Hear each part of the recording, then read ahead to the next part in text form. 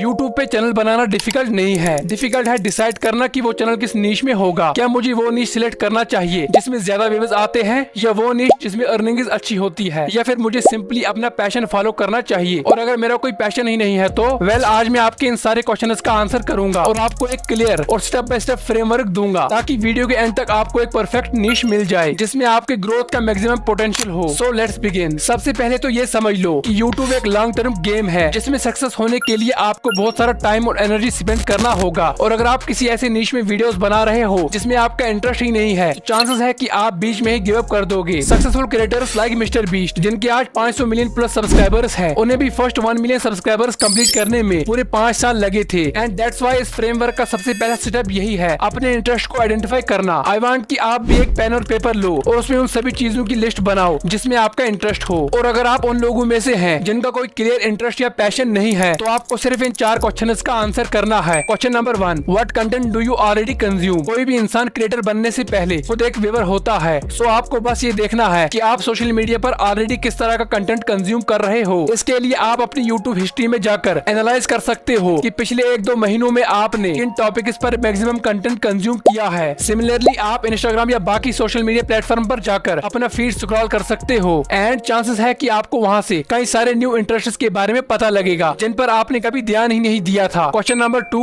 Imagine करो। Imagine करो कि आप एक स्टेज पर हो जहां आपको अगले 10 मिनट तक बिना रोके किसी टॉपिक पर बात करनी होगी। तो आप किस टॉपिक पर बोलोगे? ऑफ कोर्स हम में से मेजॉरिटी लोगों के माइंड में कोई ऐसा टॉपिक आएगा जिसमें हमें काफी ज्यादा इंटरेस्ट है या जिसके बारे में हमें बहुत ज्यादा नॉलेज है। सो नो मैटर वो टॉपिक कितना भी रैंडम लगे, उसको नोट कर लो। Question number 3, what do people come to you for. वो कौन सी चीज है जिससे रिलेटेड हेल्प या एडवाइस मांगने के लिए आपके फ्रेंड्स एंड फैमिली मेंबर्स आपके पास आते हैं। फॉर एग्जाम्पल आप में से बहुत लोगों के पास लोग तब आते हैं जब उन्हें कोई स्मार्टफोन, लैपटॉप या कोई गैजेट लेना होता है। बहुत लोग ऐसे होंगे जिनके पास लोग हेल्थ या फिटनेस एडवाइस लेने के लिए आते हैं। So try to figure out कि आपके केस में वो क्या चीज है। And finally question number 4, what are you currently learning और व्हाट टू लर्न। ये क्वेश्चन बहुत इंटरेस्टिंग है क्योंकि इसके लिए आपको किसी चीज में एक्सपर्ट होने की जरूरत नहीं है। अगर कोई ऐसा स्किल है जो आप अभी सीख रहे हो या सीखना चाहते हो, तो भी आप उसके अराउंड कंटेंट बना सकते हो। अगर आपने खुद 1 महीना पहले जिम ज्वाइन किया है, तो ऑब्वियसली आप फिटनेस टिप्स वाली वीडियोस नहीं बनाओगे, बट आप अपनी जर्नी को डॉक्यूमेंट करके बिगिनर्स के लिए कंटेंट बना सकते हो। लाइक आपने क्या सीखा, क्या मिस्टेक्स की, अपना ट्रांसफॉर्मेशन दिखा सकते हो, एक्सेट्रा। इस अप्रोच का सबसे बड़ा फायदा ये है कि आप सीखते सीखते ही ऑडियंस बिल्ड कर सकते हो। सो इन 4 क्वेश्चंस को आंसर करने के बाद आपके पास at least 4 to 5 potential topics easily आ जाएंगे। बट चांसेस है कि आपने जो टॉपिक्स लिखे हैं उनमें से ऑलमोस्ट सारे बहुत ब्रॉड हैं। यहाँ पर आता है हमारा फ्रेमवर्क का अगला स्टेप, फाइंडिंग अ सब नीश। लेट अस से आप एक आर्ट चैनल बनाना चाहते हो। अब आर्ट अपने आप में एक काफी ब्रॉड और सैचुरेटेड नीश है जिसमें हजारों चैनल्स ऑलरेडी एक दूसरे से कम्पीट कर रहे होते हैं। तो हम थोड़ा सा और स्पेसिफिक जाएंगे। एग्जाम्पल आर्ट के अंदर पेंसिल स्केचेस का सब नीश पिक कर सकते हो, और अगर वो भी बहुत ब्रॉड है तो आप पोर्ट्रेट पेंसिल स्केचेस के सब नीश में जा सकते हो। सिमिलरली अगर आपका नीश फिटनेस है, आप वेट लॉस वाला सब नीश पिक कर सकते हो। और अगर और स्पेसिफिक जाएं तो हमारा चैनल हो सकता है weight loss using home workouts, and इसी मेथड को बोलते हैं नीश डाउन करना। अब आप सोच रहे होंगे कि हम इतने स्पेसिफिक जा क्यों रहे हैं। दरअसल इसका एक इंटरेस्टिंग रीजन है। बड़े क्रिएटर्स यूजुअली इतनी स्पेसिफिक ऑडियंस को टारगेट नहीं करते हैं। फॉर एग्जांपल अगर एक 10 मिलियन सब्सक्राइबर्स वाला आर्ट चैनल है, वो जनरली ऐसे वीडियोस बनाएगा जो मैक्सिमम लोगों को अपील करे और हाई स्पेसिफिक टॉपिक्स को अवॉइड करेगा, क्योंकि उसको पता है कि जो टॉपिक स्पेसिफिक होगा उसको देखने वाली पोटेंशियल ऑडियंस भी उतनी ही ज्यादा लिमिटेड होगी। अब एक न्यू क्रिएटर के पर्सपेक्टिव से देखें तो ये एक्चुअली एक अपॉर्चुनिटी है। जब आप एक ब्रॉड नीश टारगेट करते हो तो आपको उस नीश के पॉपुलर और वेल एस्टेब्लिश्ड क्रिएटर्स से डायरेक्टली कम्पीट करना पड़ता है, जिसकी content quality, editing, story telling सब कुछ आपसे कई गुना बेटर है। वहीं अगर आप उस नीश के अंदर एक सब नीश को टारगेट करते हो तो आपके कंपटीटर्स भी कम हो जाते हैं, और कंपटीटर्स जो होते भी हैं वो मोस्टली बड़े चैनल्स नहीं होते हैं। इससे आपके लिए स्टैंड आउट करना इजियर हो जाता है, विच मीन्स कि लोग आपकी चैनल को एक स्पेसिफिक चीज के लिए याद रखेंगे। आल्सो क्योंकि आपको पता होगा कि आपकी टारगेटेड ऑडियंस एग्जैक्टली कौन है, तो आप उनके प्रॉब्लम, इंटरेस्ट और गोल्स को ध्यान में रखकर बेटर वीडियो आइडिया जनरेट कर पाओगे। बेस्ट पार्ट यही है कि नीश डाउन करना कोई परमानेंट डिसीजन नहीं है। अगर फ्यूचर में आपको लगता है कि सब नीश की वजह से आपकी ग्रोथ में अब थोड़ी लिमिट हो रही है,